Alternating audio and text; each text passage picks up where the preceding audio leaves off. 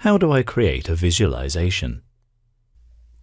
After an app is created in Qlik Sense Business and data has been loaded, we can begin configuring visualizations. The Create Visualizations app has already been opened from the tenant space, but if you need help, there is an upload how-to available. Before we create a visualization, we need to create a sheet. There are two options for creating new sheets. We could select the Create New Sheet button or click on the tile. Either method will launch the New Sheet dialog box. Here, type a name for the sheet in the title box. Let's call this sheet Country Sales Analysis. Then click outside of the New Sheet dialog box to close it.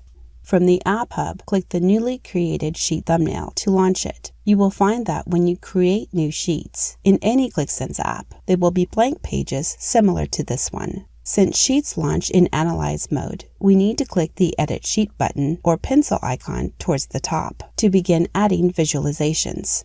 Click the Charts icon in the Assets panel if it is not already open. Here we see all the visualizations that we can add to this sheet. We can click on each visualization to see a brief description of that visualization. Qlik Sense offers a wide variety of visualizations to add to your sheets. There are more common charts available or complex visualizations. Let's scroll back up and add a bar chart. We can do this by clicking on the bar chart icon and dragging it onto the sheet. Although we can see the outline for the bar chart, there is no chart showing. The bar chart requires a dimension and a measure, and we can use the buttons in the chart to add data associated with this app.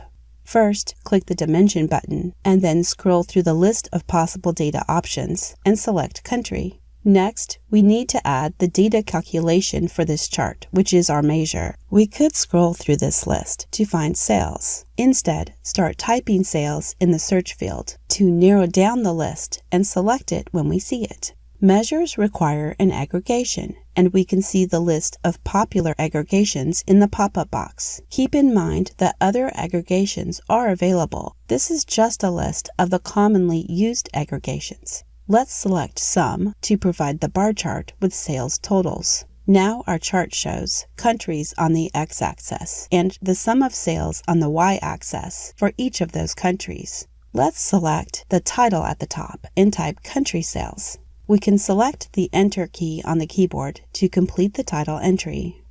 We have just created our first visualization, but we aren't done yet. Qlik Sense allows us to add multiple visualizations to a sheet. Let's scroll down in our list of charts to find the tree map, which we will drag and drop under the bar chart. Just like our bar chart, we need to configure the data that will be displayed in the tree map.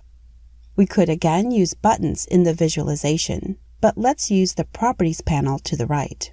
We could select the Data section at the top if it isn't already open to see Dimensions with an Add button underneath and Measures with an Add button underneath. Let's add a dimension first and choose Category Name from the list of fields. Now let's add a measure by again typing sales in the search field and selecting when it appears, then Sum for the calculation. We do have a tree map showing the relative size of each category based on the sum of sales for that category, but it would be more effective if we added another dimension. Notice in the Properties panel, we have another Add button under Dimensions, which we will click. Here we will search for and choose Product Name as the second dimension for the tree map. Now we can see that the products are grouped by category, where the relative size of the rectangles indicates the sum of sales for each product and category.